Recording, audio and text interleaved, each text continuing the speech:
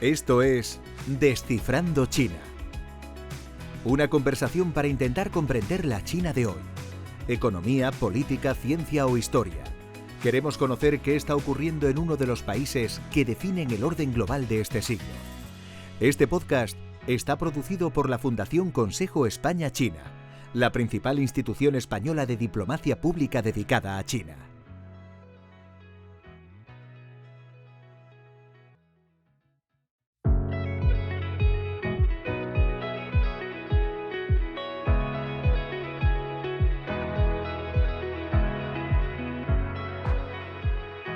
Hola, ¿qué tal? Bienvenidas, bienvenidos a un nuevo capítulo de Descifrando China, el podcast de la Fundación Consejo España-China. Soy Jesús Gámez. Si preguntas a casi cualquier científico, te dirá que la cooperación internacional es un motor esencial en investigación. Ningún país sabe ni puede abordar por sí solo problemas complejos como el cambio climático o los desafíos que plantea la inteligencia artificial. Como en casi cualquier terreno, hoy hay dos grandes potencias científicas y tecnológicas. Son Estados Unidos y China. La colaboración en ciencia es una de las principales víctimas del distanciamiento que ambas vienen registrando en su relación en los últimos años. Lo vemos en cuestiones como el despliegue de las redes 5G, el diseño y la fabricación de microchips o tecnologías cuyo potencial apenas empezamos a vislumbrar, como la computación cuántica. Hoy en Descifrando China hablaremos de compartimentos estancos, de qué supone para la ciencia y la tecnología que la competencia haya sustituido a la cooperación y, por supuesto, del lugar en el que deja esta dinámica a la Unión Europea y a España. Nos acompaña para hablar de este tema Claudio Feijóo, ingeniero y economista, director para Asia de la Universidad Politécnica de Madrid y autor del libro El gran sueño de China, Tecnosocialismo y Capitalismo de Estado, donde destila gran parte de lo que aprendió durante una prolongada estancia en Shanghái. Claudio, ¿qué tal? Muy buenas tardes y gracias por acompañarnos en Descifrando China. Muy buenas tardes, Jesús, y como siempre encantado. ¿De dónde viene y cuándo empieza esta desconfianza entre Estados Unidos y China por la supremacía tecnológica? Yo tengo la sensación, y te invito a que me lo rebatas si así lo crees necesario, de que hace 10 o 15 años el ambiente en ciencia y tecnología era mucho más abierto y cooperativo, que se ha ido avanzando hacia un paradigma más cerrado, más estanco, más instalado en una lógica de competición. ¿Dónde dirías tú que está el punto de inflexión? Bueno, tu observación es completamente correcta, ¿no? De hecho, no hemos terminado de ir hacia ese paradigma, ¿no? Más cerrado, más competitivo, ¿no? Más tecno aislado, ¿no? En este sentido. Yo creo que hay que ponerlo en el mandato de Xi Jinping, pero no hay que ponerlo únicamente en el lado de China. O sea, que podemos un poco dudar, ¿no? Pues, oye, fue el comienzo, 2013, ya estaba esto en los planes del presidente de China, o sucedió un poco más tarde, ¿no? Hacia finales de ese primer mandato, comienzo del segundo, 2017, también en la parte de Trump. Pero no solamente China, es también Estados Unidos.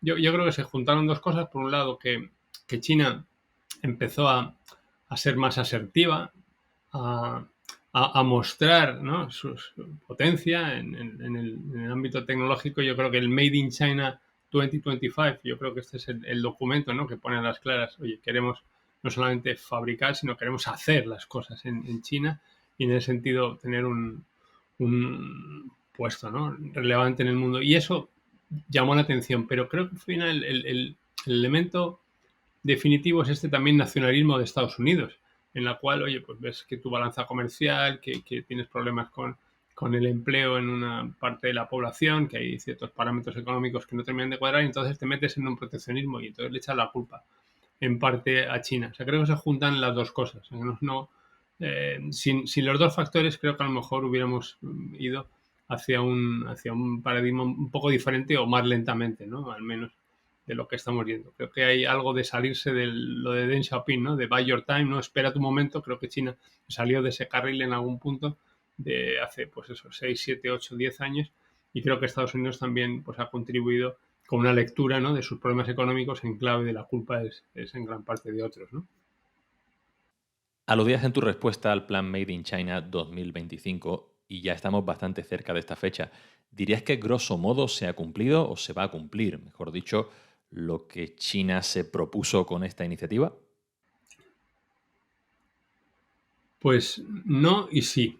Quiero decir que hay partes hay partes de ese plan que podríamos decir que sí que han sido exitosas, pero hay otras partes que no se han cumplido, ¿no? Y que tienen pinta de que no se van a cumplir. Digamos, mi lectura es siempre la misma, ¿no? Que hay sectores donde los intereses públicos y privados es más fácil de alinearlos, que es un poco la estrategia básica de China, y entonces pues se consigue llegar. No es una cuestión sobre todo de recursos y bueno, pones recursos públicos sobre una industria privada que ya tiene más o menos un camino recorrido y aquello funciona. Pero hay otros sectores donde no basta con esto, hacen falta otros elementos y entonces no es tan fácil cubrir los objetivos, ¿no? El ejemplo podría ser ciertas áreas de la inteligencia artificial, como pueden ser el reconocimiento de imágenes. Pues está claro que China pues, ha avanzado ahí porque es donde se alinean estos intereses, ¿no? Tanto en sectores, digamos, médicos, ¿no? Conocimiento de imágenes para temas médicos, como también un poco, pues, si quieres, de caras, ¿no? Un poco más de vigilancia, de seguridad. Un avance muy grande, pero hay otros sectores, como es el caso de los semiconductores, donde recuperar esta distancia no es obvio. Aunque hay áreas, igual que en la inteligencia artificial, donde China está bastante adelante en semiconductores y otras áreas en las que está detrás. Pero no basta con ponerle dinero. Hay que hacer más cosas que poner dinero, ¿no? Hablemos de tecnologías concretas y luego, si te parece, hablamos de los semiconductores, pero me gustaría comenzar con el 5G, que yo recuerdo como quizás uno de los primeros campos de batalla, entre comillas, en esta lógica de confrontación tecnológica. Recuerdo una campaña muy intensa de lobbying por parte de Washington para que en Europa no se adoptaran proveedores chinos, singularmente aparatos de Huawei. Con algo de perspectiva en el tiempo, ¿cómo valoras aquella batalla diplomática a caballo entre la geopolítica y la tecnología? Bueno, es una batalla que forma parte de una guerra 5G, 6G, que ni mucho menos ha terminado, ¿no? Ahora, estos días, la Comisión Europea, la Unión Europea, más en general, anda dándole vueltas si hace una recomendación para todos los Estados miembros sobre el 5G y Huawei. O sea, que sigue, ¿no? No es que ni mucho menos haya terminado, ¿no? Eh, la cuestión, para mí, importante de este tipo de batallas es que deja a las claras que nuestras sociedades son muy dependientes de la tecnología y que damos por supuesto muchas cosas de la tecnología. Y creo que quedó patente de que detrás de estas tecnologías, por ejemplo, de comunicaciones 5G, pues puede haber muchos intereses. Puede haber intereses privados, puede haber intereses eh, públicos. Y sobre todo que no tenemos una gran dependencia de esas tecnologías. Casi es más una cuestión, al final, para mí, la lectura del 5G es con quién quieres hacer las cosas. No que haya tecnologías que sean mejores o más seguras que otras, ¿no? Sino que todos los proveedores tienen sus cosas, ¿no? Y es más, ¿quién puedes decir que está detrás, ¿no? de la tecnología? No ha terminado, no sabemos el resultado. Bajo la lógica de un operador, no quieres depender de un solo suministrador, entonces que te obliguen a depender de un solo suministrador no es bueno, no te va a gustar. Lo que quieres es tener varios para poder jugar con ellos, lógicamente. En su momento, pues Huawei probablemente hacía la oferta que era más competitiva económicamente y los operadores siempre han argumentado que eso va a significar un coste. También es cierto que es de los pocos sectores donde Europa tiene mucho que decir, ¿no? Tienes a las grandes compañías europeas, ¿no? Los Nokia Siemens y tienes a los finlandeses detrás y a los suecos de Ericsson y tienes algunas oportunidades en ese campo. Y entonces, oye, que también se juntan, ¿no? Hay cierto interés. Y también es cierto que Estados Unidos, pues sobre todo en la parte radio de la 5G, no tenía compañías. Y le viene bien también poner palos en las ruedas de otros para intentar que su sector industrial en este ámbito pues despierte, ¿no? Quizá con una aproximación más abierta, distinta, ¿no? Más de startup, ¿no? Más dividiendo el problema en trocitos y no la gran industria europea o la gran industria china. O sea, que se juntan muchas piezas de algo que ni mucho menos ha terminado, ¿no? Y que viene bien siempre adornarlo de un poco de geopolítica para muchos intereses que al final pues tienen una parte muy fuerte, ¿no? De tu industria, de proteccionismo, de posicionarte, de conseguir negocio en el largo plazo y casi te diría yo que todo vale, ¿no? Pero la cuestión es, sobre todo, quién está detrás o quién quieres que esté detrás o con quién te sientes cómodo sabiendo que puede estar detrás en un cierto momento, ¿no? Y lo más importante es que somos muy dependientes de esas tecnologías, quizá a veces demasiado. Es decir, que según tu opinión, por debajo de estos palos en las ruedas que ha ido poniendo Estados Unidos, también subyacería una lógica comercial y de política industrial, no solo el tan repetido temor a la instalación de puertas traseras en los equipos de telecomunicaciones. Absolutamente. O sea, que no hay que engañarse lo más mínimo al respecto. Tú quieres ser dominante en todos los campos que consideras relevantes eh, industrialmente desde el punto de vista del futuro y descubres que hay algunos de ellos donde no estás, ¿no? Y que si no haces algo, la distancia puede ser irrecuperable. O pueden ser industrias donde las economías de escala son muy relevantes y es muy difícil conseguir, porque tienen grandes costes hundidos, porque hay que hacer unas inversiones y no se puede. Como ellos tienen el ejemplo de los semiconductores muy cercano, pues este podría ser otro, ¿no? En el caso del 5G, bueno, aunque aquí nos salimos un poco del marco de China, pero yo creo que Estados Unidos tiene una apuesta muy fuerte por esto que se llama, ¿no?, Open RAN, es un poco abrir, ¿no?, la parte radio y fraccionarla, poner ahí interfaces para que haya un poco de más competencia y entonces un poco su músculo, ¿no?, de innovación, ¿no?, un poco modelo, si quieres, Silicon Valley, pues pueda tener un papel y no sea la gran industria, ¿no?, la única que esté posicionada, ¿no? Bueno, en otros como Europa es de los pocos sitios donde tenemos también unos intereses claros, que a veces pueden estar alineados con los de Estados Unidos y otras veces no.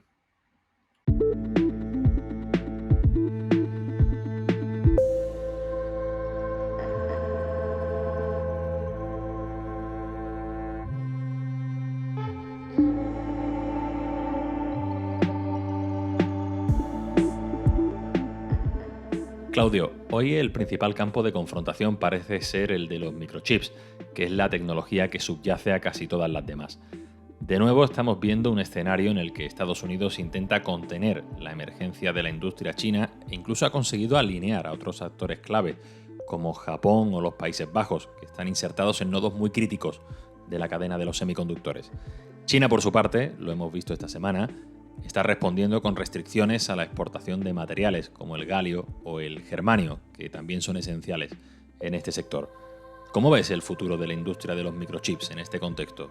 Porque estamos viendo que incluso algunas de las grandes compañías estadounidenses como Nvidia, Qualcomm o Intel están haciendo lobby en Washington para intentar relajar esta presión ante el temor de que todo esto provoque un terremoto en la industria global.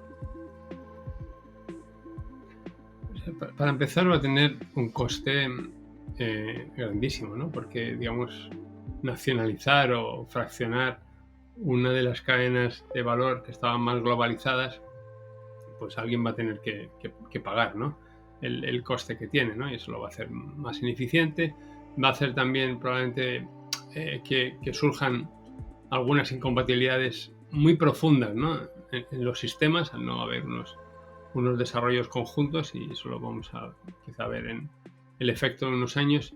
O sea, creo que es malo que el mundo se desacople, pero también es cierto que es un poco difícil desacoplarlo del todo, porque los intereses, ¿no?, como el caso de estos muy recientes, ¿no?, de Nvidia puede ser un caso fantástico para eso, pues intentan que no se desacople, ¿no? Yo creo que el concepto ha girado y estamos un poco en una fase intermedia de no el desacople, sino está de moda la palabra, ¿no?, de risking China, ¿no? Es reducir el riesgo que supone China.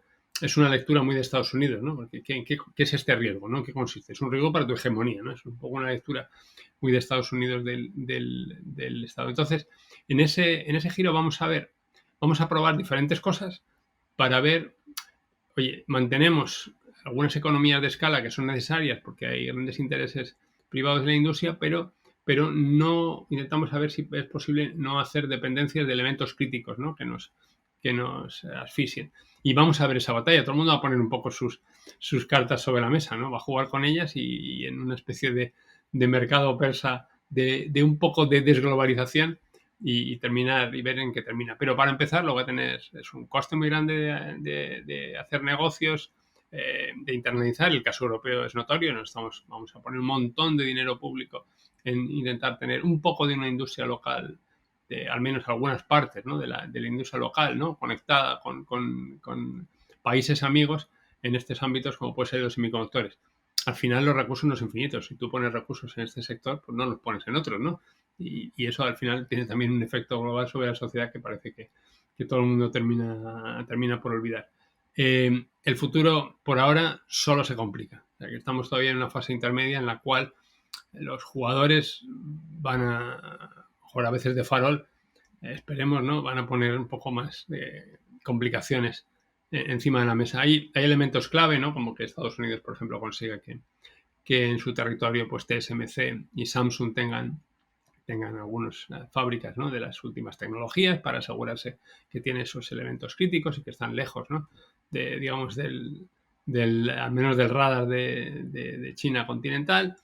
Y China, por su parte, pues claro, está poniendo muchos recursos, rehaciendo los planes que tenía, que nunca han terminado de funcionar en algunos sectores de la industria de semiconductores y jugando pues con su posición, ¿no? En las tierras raras y en algunos otros elementos. Y vamos a ver resultados, ya digo, incómodos de esta lucha, ¿no? De posicionarse.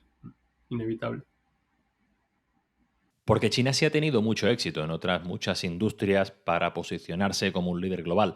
Hablábamos antes de comenzar la entrevista del coche eléctrico, por ejemplo, pero los microchips han tenido problemas, al menos para acceder a los nodos más avanzados en la cadena de producción. Claro, pero, o sea, ¿qué es lo importante? Es que aquí hay un poco yo creo que hay muchas distorsiones. Es igual un poco que la inteligencia artificial. O sea, ¿qué hace falta para microchips? Básicamente son tres grandes pasos, ¿no? Diseñar, fabricar y luego todos los ámbitos de los semiconductores tienen una parte muy fuerte de ensamblaje y de pruebas, porque es tan complicado que lo que sale de allí no es obvio que vaya a funcionar, ni muchísimo menos, ¿no? Hay que asegurarse, ¿no? Que hay un montón de pruebas. Entonces, si nos centramos en la parte del centro, ¿no? De la fabricación, ¿no? Que es quizá donde pueden existir las mayores barreras competitivas, porque requiere unas inversiones y requiere integrar piezas que ahora mismo vienen de diferentes partes del mundo, ¿no? De Japón, esas pequeños, la fotolitografía, ¿no? Se menciona siempre los Países Bajos, de Holanda, algunas otras cosas, ¿no? Que vienen de otros países. En un sitio, pero cuidado, en el mundo de los semiconductores no es una sola cosa, hay varias cosas. Hay memorias, hay módulos programables, hay más microcontroladores, ¿no? Microprocesadores, hay digamos, circuitos electrónicos específicos para un propósito muy concreto. Y en algunos de ellos, el fabricar en la última escala más pequeña, ¿no? Ahora en los 3 nanómetros, ¿no? Y nos intentaremos acercar pronto a los 1 o 2 nanómetros, puede ser una ventaja competitiva, pero en muchos otros no. Si, entre comillas, si hay espacio para poner el chip, pues no es tan problemático. Para un automóvil no es una tecnología que, oye, pues tiene más capacidad de procesado y ocupa un poco menos de espacio, pero en un automóvil hay sitio. Por poner un ejemplo más desagradable, en un misil hay sitio, ¿no? Entonces, cuidado que no es, a lo mejor, no es tan importante el hecho de tener la última, más que para algunas cosas muy concretas que hay que tener mucha capacidad de procesado en un espacio muy pequeño y que consuma menos energía. Pero hay muchas otras aplicaciones donde lo importante es ser capaces de tener los microchips y no depender de nadie. Y cuidado, porque China puede haber muchos de estas partes, ¿no? Donde pueden no estar tan lejos de esto. En cualquier caso, por compararnos con algunos, mejor que Europa, para empezar a hablar. También me gustaría preguntarte, haciendo un ejercicio de futurismo, por la competencia en otras tecnologías menos desarrolladas o de frontera, como es el caso de la computación cuántica, donde parece que la colaboración entre Occidente y China es mínima, que supone que puede haber bloques prácticamente estancos en un campo que se intuye podría revolucionar la capacidad computacional, con todo lo que implica en criptografía y seguridad.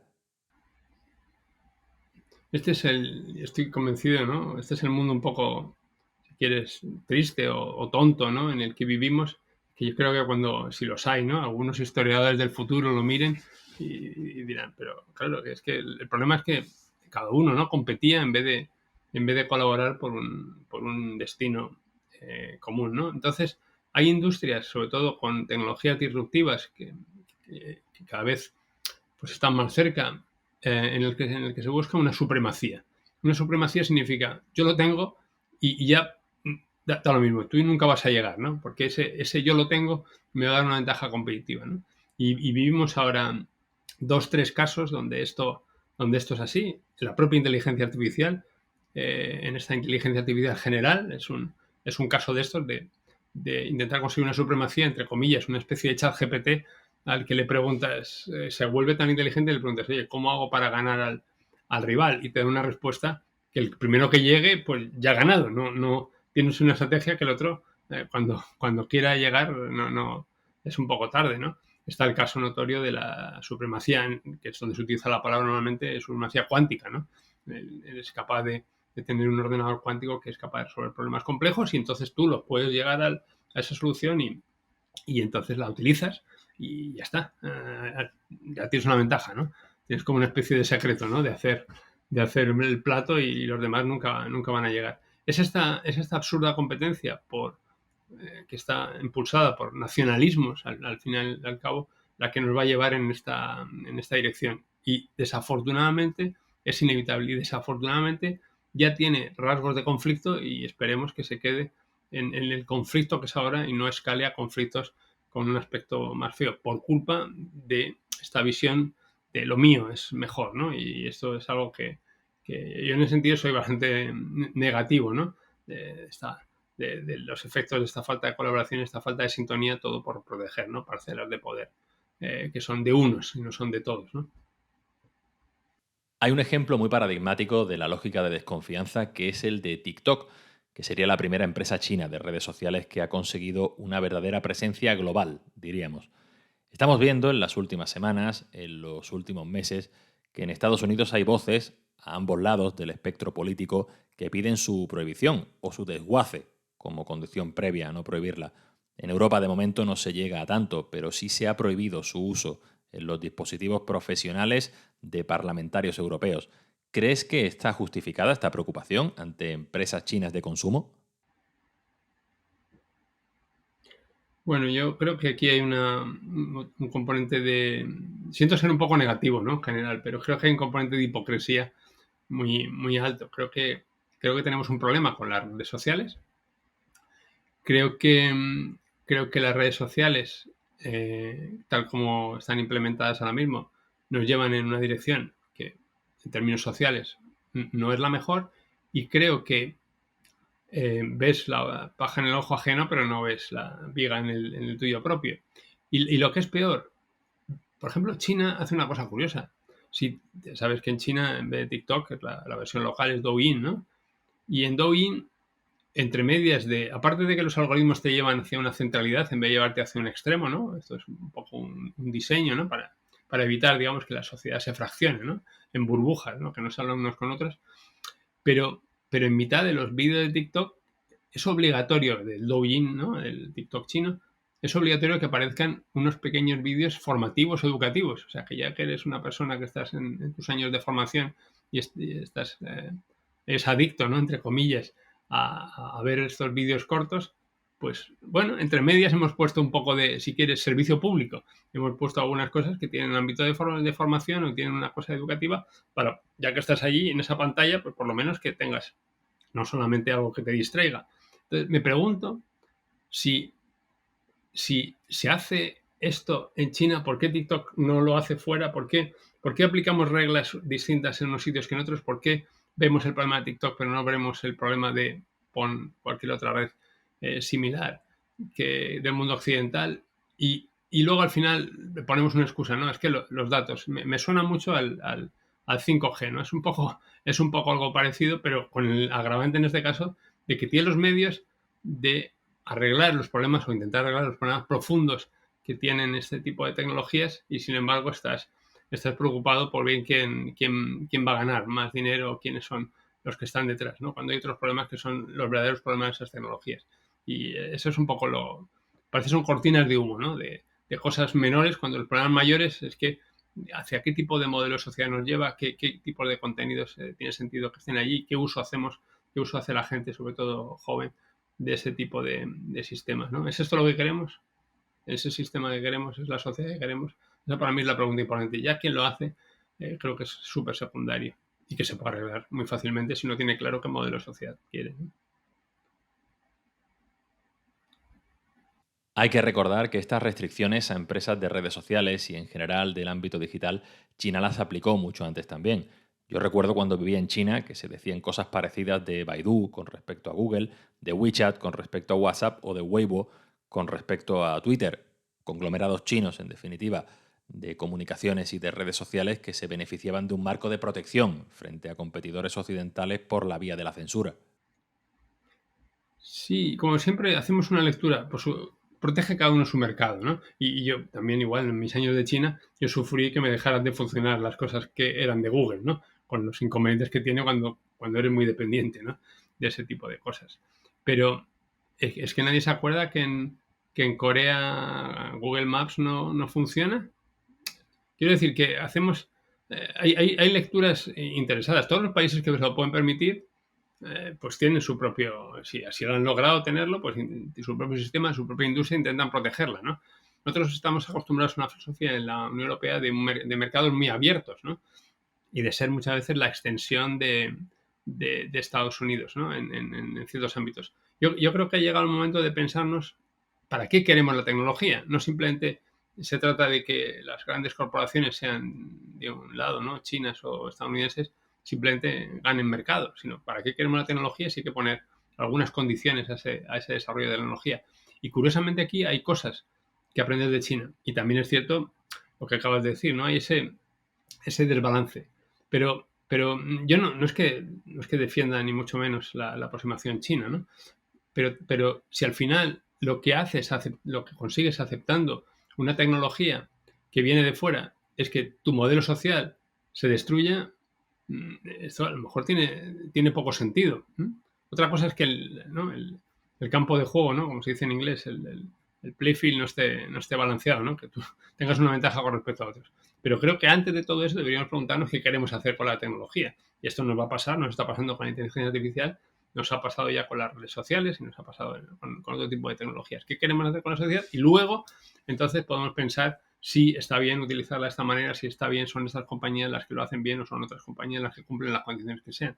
Eso yo creo que es el camino. Y muchas veces China, que aplica un doble rasero, igual que Estados Unidos aplica un doble rasero, incluso nosotros aplicamos un doble rasero, pero hay cosas que aprender al respecto, ¿no? De que ellos son conscientes de que existen esos problemas. Y por eso intentan hacerlo, no simplemente un proteccionismo, sino que son conscientes de que hay una conexión entre la tecnología y el modelo de sociedad.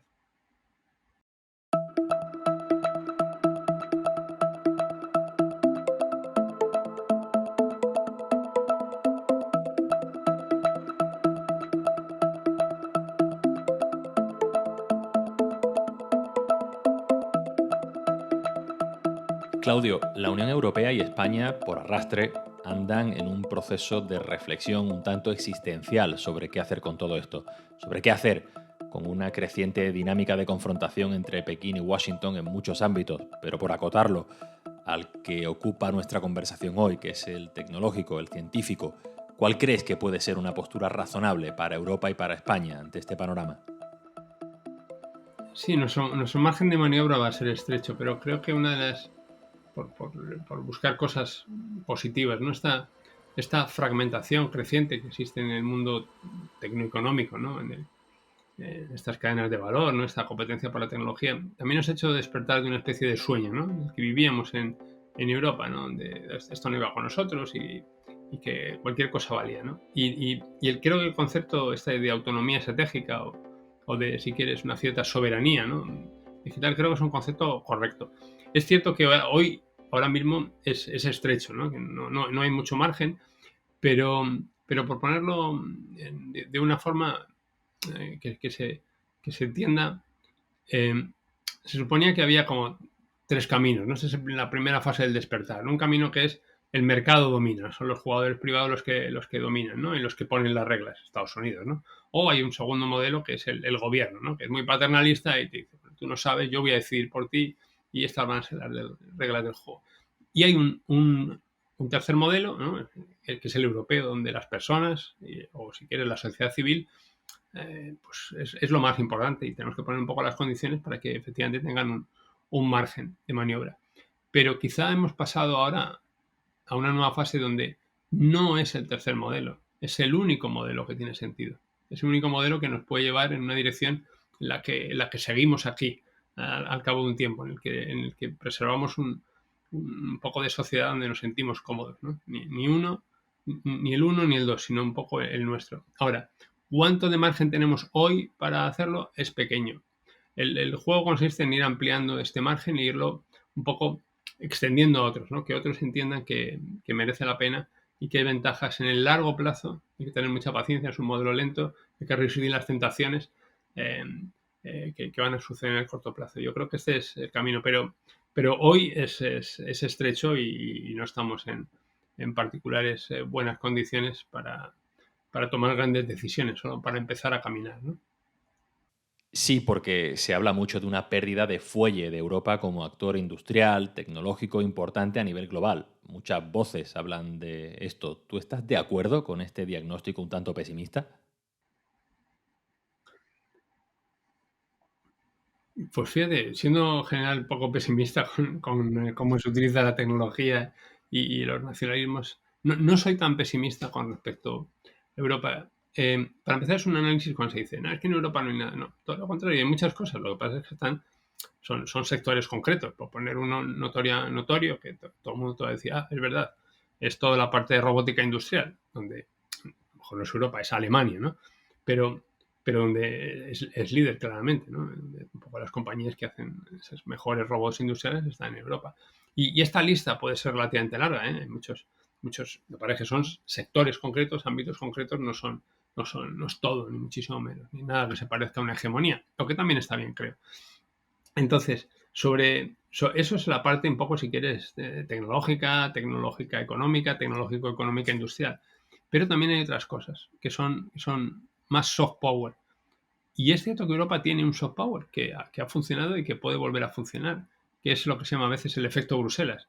Y es que nosotros ponemos unos niveles de calidad, unos estándares que están aquí arriba. Y al principio, lógicamente, la industria, otros jugadores te protestan. Oh, esto va a ser un desastre. Imagínate, ¿no? La GDPR, ¿no? La protección de datos. Esto va a acabar con tal y esto. Lo que ha terminado es que todo el mundo te la copia. Todo el mundo piensa, esta es la forma de hacer las cosas. Y pasa en otros sectores, ¿no? Yo qué sé, la seguridad aérea, por salirnos un poco también de las tecnologías de la información y las comunicaciones. Pues hay unos ciertos estándares. Ahora va a suceder, si todo sale como debe, va a suceder con la ley esta, ¿no? Con la AI Act, ¿no? Con la reglamentación, la regulación de la inteligencia artificial que va a poner Europa. Va a poner un estándar de calidad aquí arriba. Y, bueno, esto puede ser un efecto de arrastre a otros. Que podemos tener un efecto no directo a veces, sino un efecto indirecto, pero sí mostrar el camino para otros. Es lo que te decía antes de este, no tercer modelo, sino es el único modelo. Es un modelo donde, por ejemplo, esta inteligencia artificial, que es un caso notorio, pues sigue siendo respetuosa con la dignidad humana y no se aprovecha, no se despliega simplemente para abusar de los seres humanos, ¿no? Y al final, pues un poco destruirlos. No tiene ningún sentido. Y hace falta una región del mundo que sea consciente de este tipo de cosas, que las discuta abiertamente y ponga la reglamentación, esperemos que apropiadamente sobre la mesa. Pero somos los únicos que somos capaces de hacer eso, porque en los otros dos modelos no existe esa capacidad para poner esta discusión y tomar acción al respecto. Claudio, entiendo que tú hablas con cierta regularidad con científicos y tecnólogos chinos. ¿Qué opinan de todo esto en general? ¿Cómo lo ven? Bueno, una cosa, o sea, aquí esto es una pregunta complicada. Hay varias partes. Está lo que se dice en público, ¿vale? Entonces, lo que se dice en público es interesante porque China no es completamente monolítica, ¿no? Uno, visto desde fuera, tú lo sabes, ¿no? Quizá por haber tenido también la experiencia allí, visto desde fuera, ¿no? Es lo que diga el partido. No es así. Hay corrientes de opinión, la gente expresa, luego a veces se censura, ¿no? Si son cosas que se salen un poco a lo que el sistema considera que se sacan los pies del tiesto. Pero hay una expresión, ¿no? De, oye, estamos perdiendo esto con la colaboración, deberíamos ir en esta dirección, deberíamos colaborar de esta manera, poner estas restricciones. En el caso de los semiconductores ha habido un montón de propuestas, algunas muy radicales, ¿no? De penalizar mucho a Estados Unidos a cambio de lo que Estados Unidos estaba haciendo, otras más conciliadoras, muchas de ellas en girar y llegar a algún tipo de colaboración con Europa, por ejemplo, ¿no? Y eso es algo que también está. Entonces, hay un discurso público que es, si uno lo escucha y lo mira, que es más rico de lo que pudiera parecer a distancia, ¿no? Como que solo hay una especie de pensamiento único. Y luego en privado yo creo que si uno tiene la confianza de la persona, yo creo que hay una opinión de que en general China puede haber cometido algunos errores de haber mostrado sus capacidades demasiado pronto. Yo creo que me parece, ¿no? Quizás una interpretación un punto subjetiva, pero en mis interacciones me da la impresión de que hubieran estado más cómodos siendo un poquito más despacio, ¿no? Y sacando un poco a relucir sus ventajas, pero algo más tarde, ¿no? No haber sido tan agresivos tan pronto y cuando la tentación, ¿no? El que todavía está arriba es intentar aprovechar mientras pueda, ¿no? Esa distancia. Y por concluir con una nota positiva, en una charla que tú has dicho varias veces que ha sido un tanto negativa, aunque yo no lo he visto tan así, más bien realista o pragmática, ¿qué sectores crees que pueden ser prometedores para la cooperación internacional? Siempre se habla, por ejemplo, del espacio de la lucha contra el cambio climático como algo positivo y en lo que todos los países tenemos que remar en la misma dirección. Este ejemplo o algunos otros donde no veas tanto este ambiente de competición, sino más bien cooperativo. Sí, yo creo que afortunadamente hay muchos, y lo voy a decir desde el punto de vista sobre todo más europeo, ¿no? A lo mejor tanto Estados Unidos, que creo que tiene una dinámica también interna, igual que China, ¿no? Tiene una dinámica interna que muchas veces es completamente ajena, ¿no? Las decisiones que tome China pues dependen de sus cuestiones económicas, y a veces pasa igual con Estados Unidos, ¿no? Y la influencia externa es relativamente pequeña, pero desde el punto de vista europeo, oye, ¿en qué colaboro, no? Esto es una pregunta práctica. Hoy, esta mañana, la he tenido, ¿no? en una reunión que tenía, ¿no? con el ICEX. Oye, vale, ¿dónde hacemos las cosas, ¿no? Si tenemos que llevar startups a China, ¿en qué ámbito las tenemos que llevar, ¿no? Y está claro que Clean Tech, ¿no? Todas las tecnologías un poco que cambio climático, esto es importante para China. En ese sentido somos afortunados porque los problemas del cambio climático en China son mayores todavía que los que hay en Europa, ¿no? Por un poco su distribución, su población en el este, cerca de la costa baja, y sus problemas, ¿no? De los desiertos, las lluvias, un poco la orografía, la geografía. Yo creo que ellos son muy conscientes y tienen interés en colaborar en este ámbito. Entonces tenemos suerte. Creo que también hay otro gran ámbito donde China sabe que necesita ayuda, que es todo el sector agri-food, ¿no? Porque ellos son dependientes del mundo exterior para producir suficientes alimentos, digamos, para la población, puesto así muy, muy en general, y todo lo que sea un poco mejorar, optimizar y conseguir, ¿no? Pues que haya una seguridad y una trazabilidad en esas cadenas alimentarias, que esté balanceado, ¿no? El sistema. Creo que haya desarrollos, ¿no? Tecnológicos asociados, creo que también es un ámbito muy, muy posible para la colaboración. Y luego está un poco todo el sector de la salud. Es otro, para mí es obvio que lo hay. No estoy hablando aquí de pandemias, ¿no? Por supuesto, ¿no? Pero estoy hablando sobre todo pues envejecimiento, que es notorio. También los desbalances que hay en el caso de China entre el este y el oeste. Tienen necesidad de poner un poco de tecnología, ¿no? Que permita que no toda la población se desplace, y eso también son problemas que compartimos en parte con Europa, en otra escala y de otras maneras. Y creo que y ahí la lista podría seguir, pero creo que estos tres ámbitos son suficientemente amplios como para que existan las posibilidades de cooperar tranquilamente. Y son ámbitos no problemáticos, ¿no? O sea que no hay que complicarse demasiado la vida para buscarle aquí que hay beneficios para todos si contribuimos, ¿no? Claudio Feijóo, muchas gracias por acompañarnos hoy en Descifrando China. Un placer, como siempre, Jesús. Puedes seguir la actividad de la Fundación Consejo España-China en www.spain-china-foundation.org, suscribiéndote a nuestra newsletter o a través de nuestros perfiles en Twitter, LinkedIn, Facebook e Instagram, y nuestro canal en YouTube.